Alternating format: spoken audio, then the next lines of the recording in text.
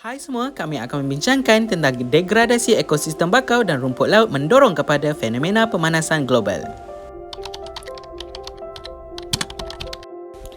Ekosistem hutan paya bakau merupakan ekosistem yang terletak di sempadan antara laut dan darat yang mengandungi karbon yang tinggi, manakala ekosistem rumput laut pula berada di antara air pasang dan air surut.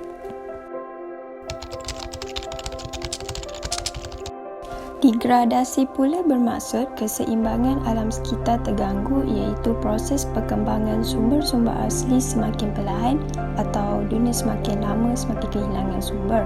Oleh itu, degradasi ekosistem hutan paya bakau bermaksud sumber-sumber dari hutan paya bakau dan rumput laut terganggu.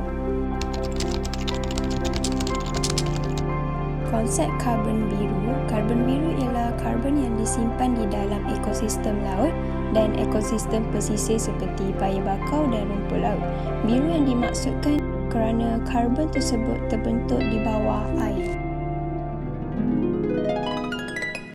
Penebangan hutan dan eksploitasi sumber alam oleh manusia untuk kepentingan ekonomi.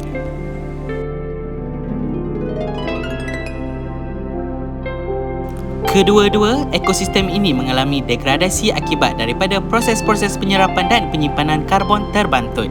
Yang pertama ialah proses sekuestrasi karbon dalam air. Proses ini berlaku apabila karbon dioksida bercampur dengan air hujan, kemudian karbon tersebut akan terlarut dalam air. Seterusnya, karbon digunakan oleh tumbuhan dalam air untuk proses fotosintesis. Kemudian, apabila daun-daun tumbuhan ekosistem paya bakau dan rumput laut yang mati terurai dan karbon tersebut meresap ke dalam tanah dan batuan. Karbon yang disimpan dalam tanah dan batuan oleh permukaan laut dikaitkan dengan konsep karbon biru.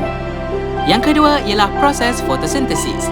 Proses tumbuhan membuat makanan sendiri melalui penyerapan karbon dan gabungan tenaga cahaya matahari serta kandungan klorofil pada daun pokok bakau dan rumput laut dapat mempercepatkan proses fotosintesis. Walau bagaimanapun, apabila aktiviti penebangan hutan paya bakau dilakukan menyebabkan tumbuhan tidak dapat melakukan proses fotosintesis. Yang ketiga ialah proses perebutan. Apabila tumbuhan dan haiwan mati, maka ejen-ejen pengurai seperti bakteria akan bertindak untuk menjalankan proses perebutan. Proses ini akan melibatkan pengeluaran karbon, tetapi karbon tersebut tidak terlepas ke atmosfera. Sebaliknya, bakteria akan menyimpan karbon di dalamnya dan menyebabkan karbon tersebut terperap. Proses ini akan menyumbang kepada kenaikan suhu bumi. Oleh itu, proses-proses yang dapat menyerap dan menyimpan karbon dioksida akan terganggu.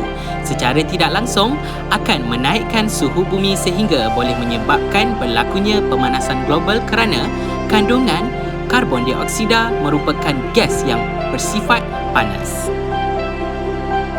Itu saja daripada kami. Terima kasih kerana menonton. Bye.